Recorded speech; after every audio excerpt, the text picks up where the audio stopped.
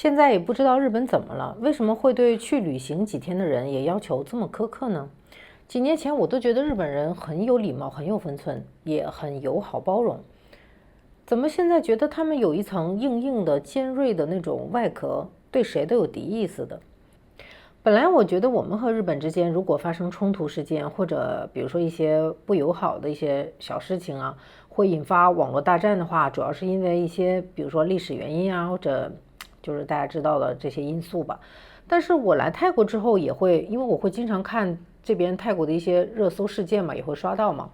然后最近不是有一个泰国的这个泡面事件，然后就让我对我以前的这种认知有了一些新的认识。从这个新闻说起吧，前几天在那个泰国有一个新闻，其实也不能说是新闻吧，就是网络上的讨论比较火的一个事件。อันนี้สุดหล่อผมนะครับกินมาม่าที่เซเว่นไอ้อยู่นอกอยู่ไหนไอ้ถุงครอบอยู่ไหนทิ้งแล้วเหรอมีไหมโอเคอ่าอันนี้หยอดตรงนี้ใส่ตรงนี้ช่องใส่เหรียญใส่ได้นี่ได้แนวคนละแนวดูด1,000พอนโอเคกดโอเคกดโอเคกดเลยกดโอเคกดเลยกดเลยกดอีกทีรับตังค์ก่อนรับบินด้วยเอาบินเราขอบคุณครับงง事情起因呢，是一个泰国人在日本旅行，去 7-Eleven 买了一个泡面，然后呢，他先用热水把那个泡面给泡好了，然后才拿去收银台结账。当时店员就提醒他说，这个要先付钱才可以拿去泡，你不能这样做。但是当然，这个服务员最后还是给他结了账啊。然后呢，这个视频呢就被人发布在了推特上之后，就迅速引发了讨论，被各个平台二次搬运之后，传播速度很快，最后基本上就是日本和泰国的两边的网友吵起来了，而且吵得还挺厉害的。日本这边的网友就普遍认为说，没有付款你就使用商品等于是盗窃，违反了基本的规则嘛。泰国网友就觉得一个泡面你没必要上纲上线吧，而且在泰国的 7-Eleven 先加热水再结账是一件很正常的事儿，甚至有些商品先打开了再结账，他们也觉得没什么大不了的，没有人会觉得不对。确实是这样啊。参与讨论的很多日本网友呢，情绪比较激烈，除了说泰国人偷窃啊，还有说你不了解日本的规则就不要来日本，没有教养等等，会有一些这种比较严重的用词，甚至上升到了一些排外的言论。还有日本网友因为这位买泡面的泰国人付钱的时候，因为那个纸币放到那个他有个机器嘛，然后放反了，然后还笑话对方说泰国人是不是原始人。泰国人就说了，你们也太尖酸刻薄了，规则太死板了，一点都不人性化。这个事儿其实挺有意思的。我现在呢，因为住在泰国，然后我前几个月呢也刚去了一趟日本。我当时也做过一期关于日本的视频，聊我对日本的一些新的感受吧。就是日本现在给人一种高效背后的紧绷、精致之下的压力的这种感觉。这个泡面事件呢，又让我再一次具体的体会了当时的感受。我在那个视频里聊过，我去一家餐厅吃饭，然后离我预定的时间还有2分钟就比如说我预定的是7点钟，我6:58到里面去报到，然后我进去之后被赶出来的一件事儿。还有我去 7-Eleven 排队，因为误认为队尾的人并不是在排队，就站到了他的前面，然后被训斥的事儿。还有一些小事儿吧，包括后来出现的撞人事件，我也遇到过差不多的，就是我走得慢了一些，被一位日本的长者很重的撞了一下。然后还有就是很神奇，其实我就去了大概是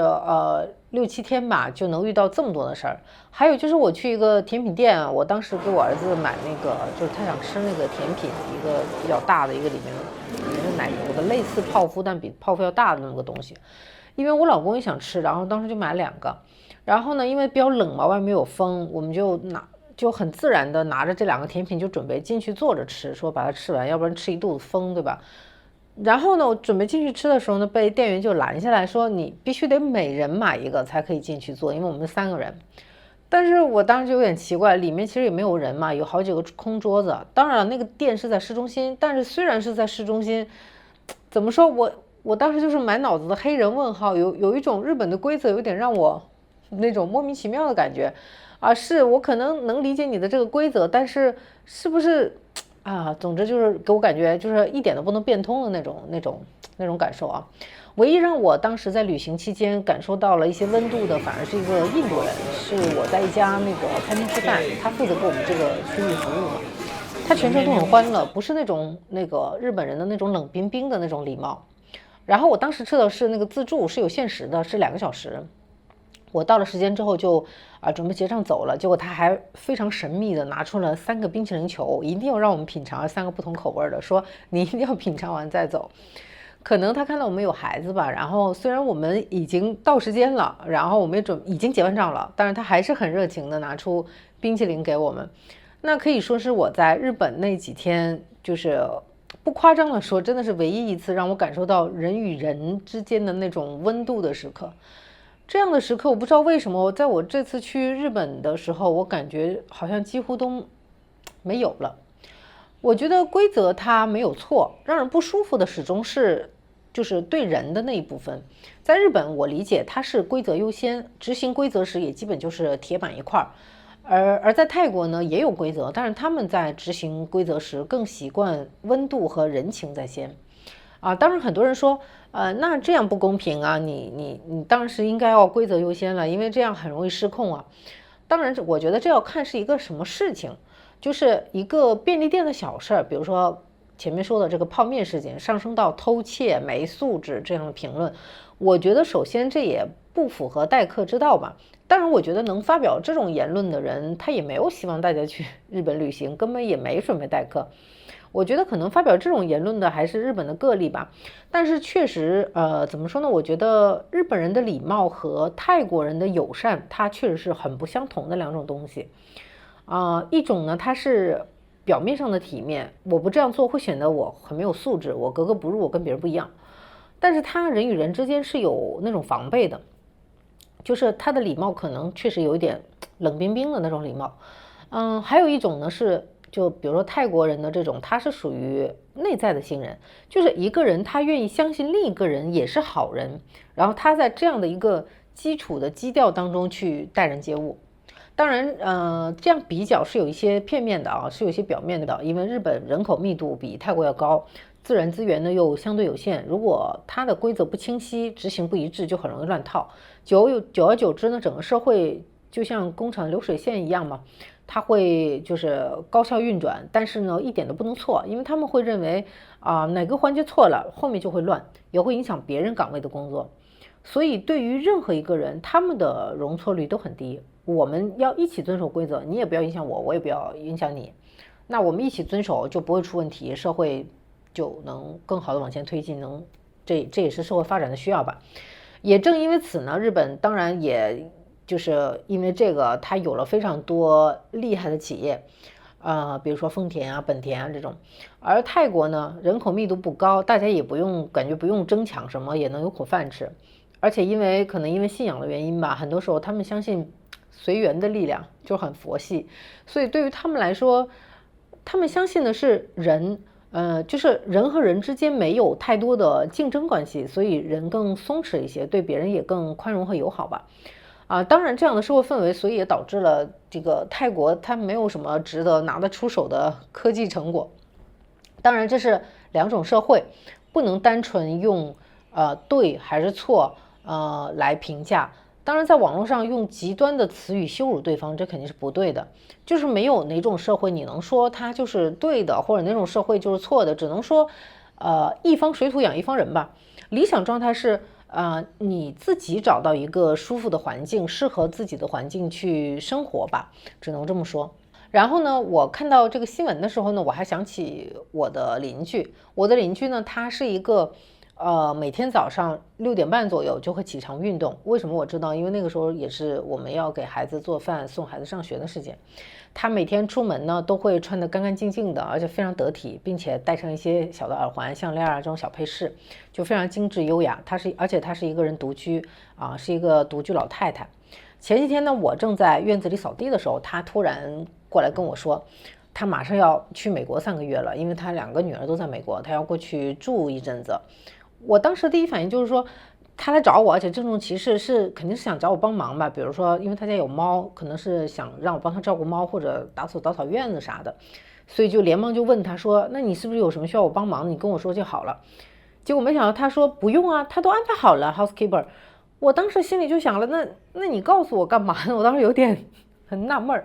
就是我没太理解他这样做的意义，因为其实我们毕竟也不是说那种经常走动的那种，只是说碰见啦就会打个招呼，然后我们出门旅行会偶尔给他带一些小礼品，这样像圣诞节他也会给我儿子一些巧克力这样的关系，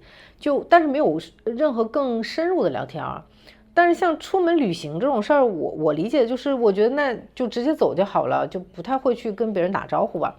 除非说这个人你关系非常好，天天都见面，那你可能要跟人打招呼，对吧？所以我当时就有点奇怪，说他为什么这么郑重其事的告诉我，而且他告诉了我老公一遍，然后他还告诉了我一遍。后来我才知道，他是担心他如果突然不在家，而且很长时间嘛，很长时间都不在，我们就会担心，他担心我们会担心，所以提前告诉我们，让我们知道这件事儿。然后我突然就被他的那种贴心给暖到了，就是那种不麻烦别人，但是又把别人放在心上的那种感觉。其实，在泰国我经常会有这样的感觉，而且你有没有发现，其实当生活里多了一些这种体贴和善意的时候，人就不那么容易变得尖锐和防备了。就是大部分人，或者说生活中大部分人都这样吧。那我觉得它会产生一个蝴蝶效应、连锁反应，也会让这种善意在人与人之间流转。就我刚才说的，人与人之间如果是基于一种信任的关系，那整个社会就会良性循环，就会有一种温暖的爱的流动。还有一件小事儿就是，我在一些边远的，就是比如说在泰国一些边远的小路上开车，就比如说我住在山区里，它这边挺多那种小路的，然后这小路上经常会碰到泰国的那种作业的大卡车啊，那种大货车之类的，就比较大，它比较慢，而且比较高，你跟在它后面呢是很难看到前面的路况的，就是比如说你看不到你有没有超车的空间，因为它开的比较慢嘛，但你又看不到前面。但是往往这个时候呢，大卡车它如果发现你在它后面的话，他就会在前面，如果路况允许的情况下，就他看到前面没有车，然后是一条直路的情况下，他就会打个左转向，然后稍微的去靠边。这个动作呢，就是在示意你说你可以超过他了。但当然不是说所有的司机都会这样，但是绝对是大多数。你说这是规则里的东西吗？这肯定不是，这其实就是一种并不是在规则的压力下去遵守的承诺吧，而是出于发自内心的他为对方考虑的一种生活习惯。后来我就在想，这些事情其实是在说同一件事儿，就是在日本呢，规则它更像是一条线，清晰、准确、紧绷。在泰国呢，规则之外，人和人之间会先被当作可以被理解的人，可以被信任的人。回到泡面这件事儿呢，当一个人他做错了很小的一件事儿，或者只是习惯和规则它不同时，我们是快速的给他贴上一个标签，还是愿意默认对方是值得被体谅的？毕竟他是来旅游的嘛，一看就知道，对吧？那规则固然重要，但是规则本身应该是用来保护彼此的，对吧？是减少误解的，我们都遵守这个规则嘛。但是如果规则就是用来去判断彼此，你是坏人，把你当成敌人或者放大敌意，我觉得那就失去了它的意义。比起对和错，我觉得把一个人当人确实会让人更舒服和放松，而不是当成一个机器。当然从我们的角度上来说，后者就我说的把一个人当人，他肯定是更舒服的，你更愿意在这种氛围里待着。但是我们又希望呢，怎么说？又希望有丰田、本田这样的大企业，我们也希望享受这些企业带来的成果。所以我觉得人性其实是挺复杂的，也是高度利己的，这一点不否认。但是如果你说啊，那你不能既要又要啊，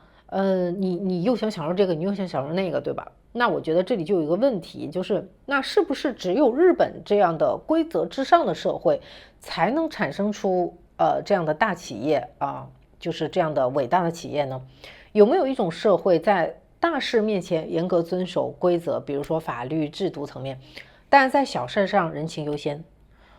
那这样的社会是不是也有非常创新的公司和技术啊？但是生活在那里的人们也能体会到生活的温度呢？所以问题可能并不是说这个世界应该更像日本还是更像泰国，而是我们一直在努力寻找一种平衡，就是在坚守这种规则、遵守规则的同时，在我们坚持边界的同时，还能理解对方是一个人，而不是一个机器或者是一个符号。我觉得这个是更重要的一件事儿。好了，今天关于泰国的这个泡面的事件呢，我就想聊这么多，我们下期见。